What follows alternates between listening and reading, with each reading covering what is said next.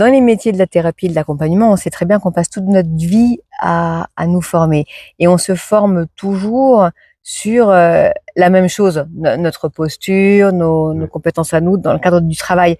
Alors que aujourd'hui, moi j'ai parfaitement conscience quand même, et encore plus après cette expérience avec toi, que il faut aussi une démarche vraiment pragmatique et rationnelle et technologique pour aller toucher des gens à qui on veut s'adresser. J'étais en pleine recherche et lancement d'une nouvelle offre, hein, et d'avait des retours intéressants, mais ça avait du mal à se lancer, à se concrétiser, à rentrer dans la matière et à faire venir du monde. Voilà. Je me suis posé des questions. Est-ce que c'est trop farfelu? Est-ce que c'est trop innovant ou trop décalé par rapport au marché?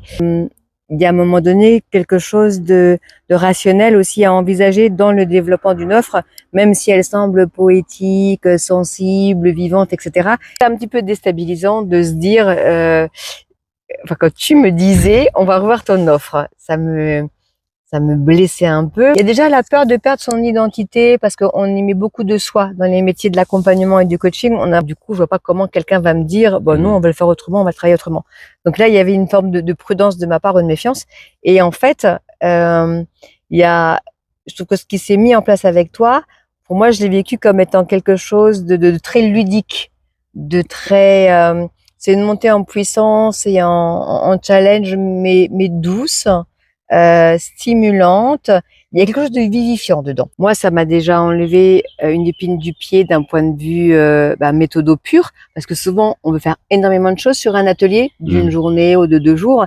Et en fait, le fait de proposer des modules un peu avant, pendant et après, avec différents supports, que ce soit le PDF, la visio, la vidéo, l'audio, etc. Bref, ça donne une foultitude d'outils, de supports, et ça m'a permis donc d'enrichir complètement mon offre, hein, sans en perdre du tout l'ADN ou la substance. Je me sens beaucoup plus motivée, je me sens beaucoup plus confiante dans ce que je développe comme proposition et comme solution.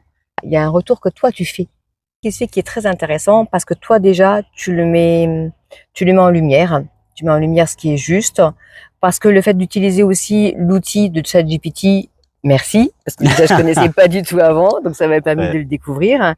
Production d'idées, c'est intéressante, mais c'est conforté en fait parce que toi tu apportes. Il y a une adéquation qui se fait entre qui je suis et la façon dont je le dis. Le fait de le dire avec sincérité, de différentes façons, ça oblige à chercher ce qui est juste. Il y a une espèce de confiance en soi qui se développe et qui s'étoffe. La première prise de conscience forte que j'ai eue, c'est effectivement de me dire, j'ai tout intérêt à continuer à utiliser ces outils et je le ferai après. Je vais les réutiliser tout le processus sur 2 ou 3 autres produits que je développe et qui sont en cours. Où j'ai envie de concilier quand même à la fois ma sensibilité, ma pudeur et à rester qui je suis dans ce que je raconte, et en même temps à oser dire la valeur, la puissance, la profondeur, la subtilité de ce que j'ai envie d'offrir. C'est une méthode indispensable aujourd'hui pour s'ouvrir.